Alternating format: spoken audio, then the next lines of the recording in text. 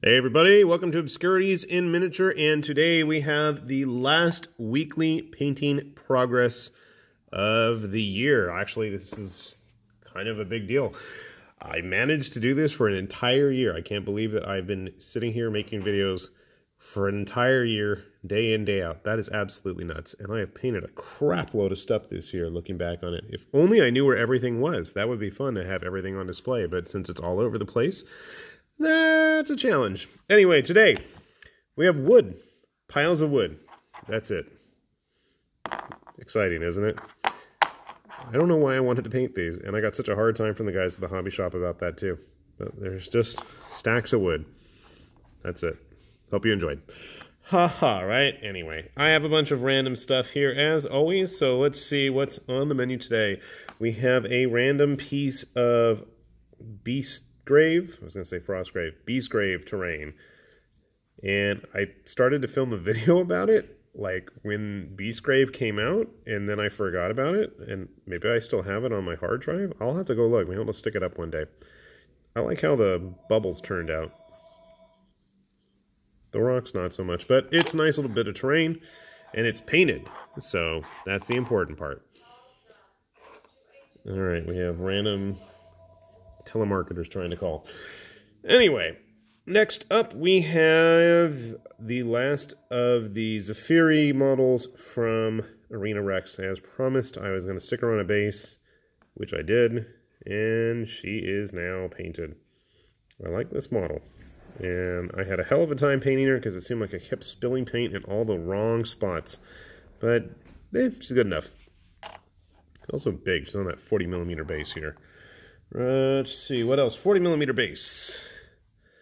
Ursus the Unchained, the Butcher of Kador, Carnevale, whatever. Anyway, this is the Riot Quest version. Did I miss a spot there? No, it doesn't look like it. I'm mumbling to myself. I do love the butt flap on his pants.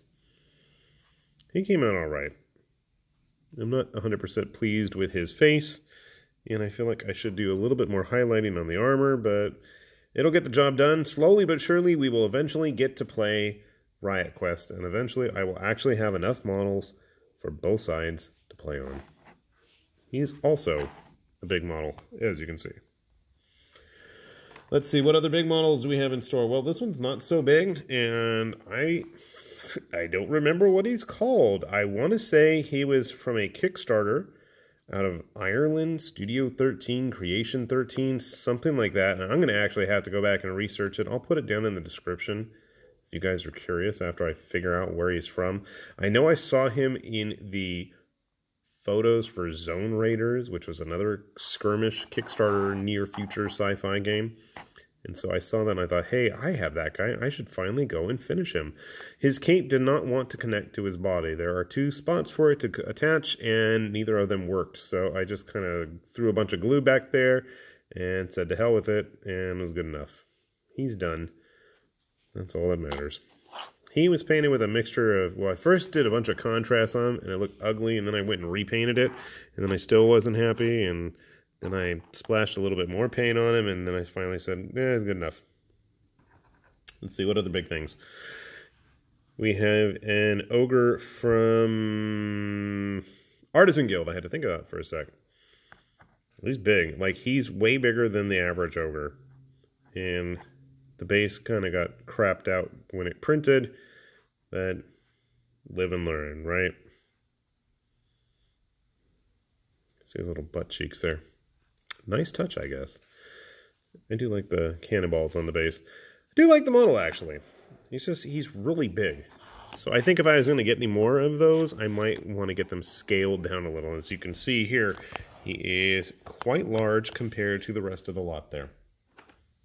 Let's see, what other things do we have in store for you guys? So I started painting up my Verge of War Space Pirates.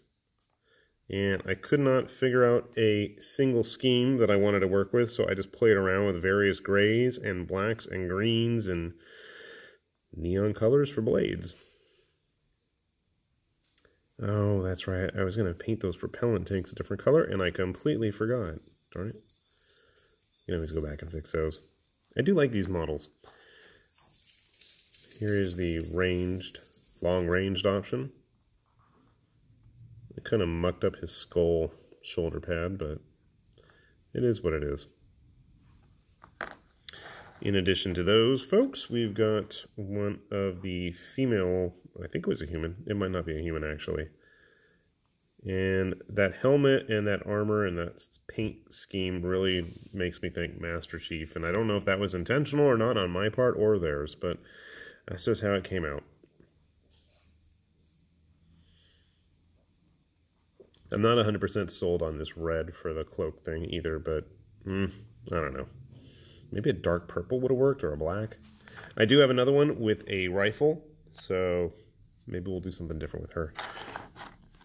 In a completely different scheme. Let's get some of this stuff cleared out of the way, because there's still more coming.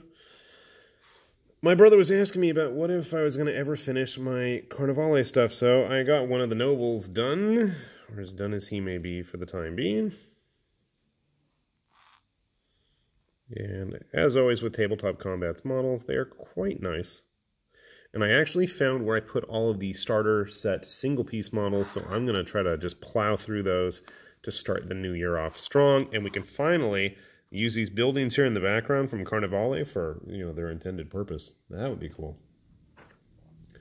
And then besides Space Pirates and Dandy Venetians, what else do we got? A random Reaper model, who doesn't really want to focus, but she's not super exciting. She's just a elven ranger girl. Let's stick her to the side.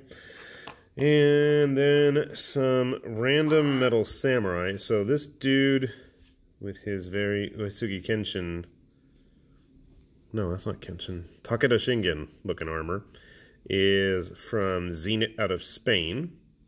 And he's part of, oh god, what's that game called? Not Bushido. Hell, I totally forgot. Anyway, it's Zenit's Samurai game, whose name is escaping me currently, but if I can remember, I'll stick it down there anyway. I had a horrible time trying to get this guy painted. I have a terrible time deciding on colors when it comes to samurai models. I really like samurai models, and I just don't know how to paint them. So I just went very basic and called it a day. Now this dude is from the first edition of Test of Honor from Warlord. He is one of the masked men's leaders.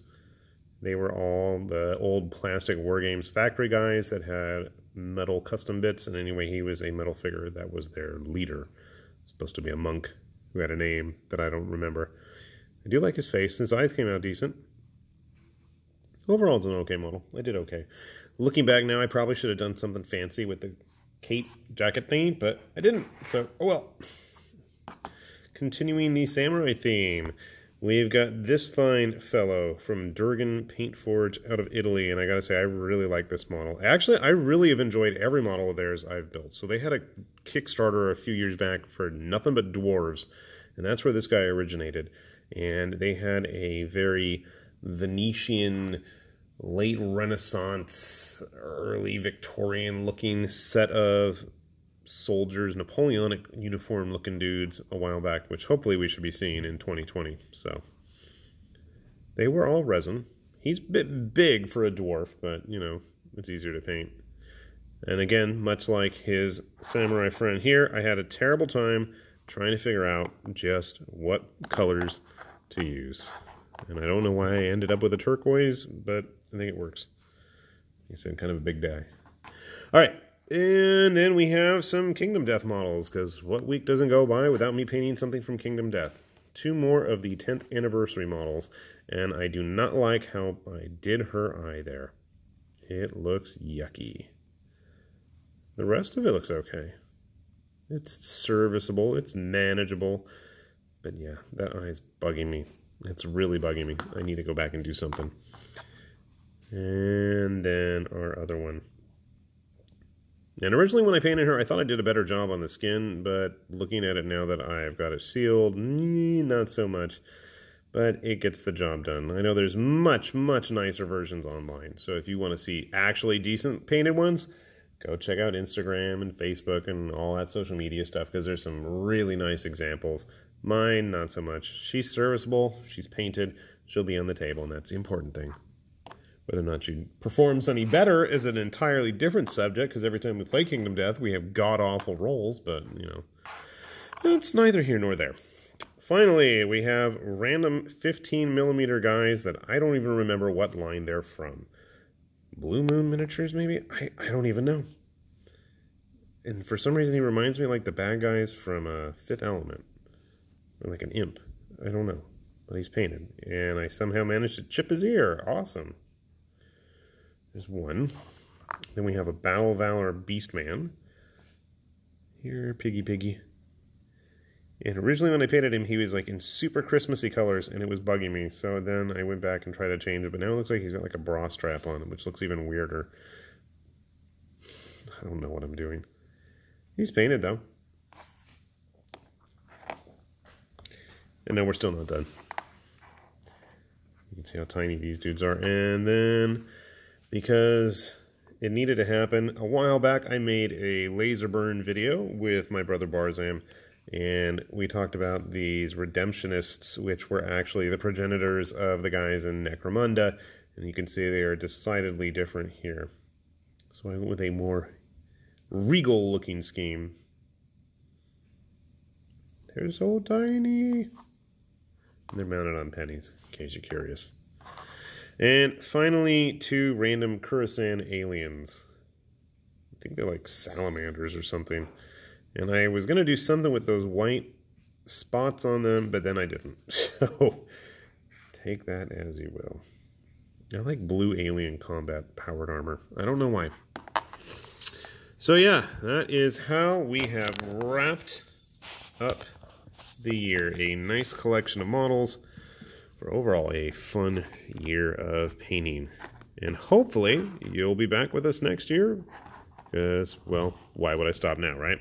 Let's see if I can get everybody on the screen. I don't know if that's possible. 6, 7, 8, 9, 10, 11, 12, 13, 14, 15, 16, 17, almost. Well, I guess if we're going to count all of the scenery and stuff, I did manage to hit 20 models painted this week. Not bad. Anyway, hopefully I will see you all back here in the future, and hopefully everyone out there has a wonderful and bright new year. We'll see you in 2020, everybody. See you later. Bye-bye.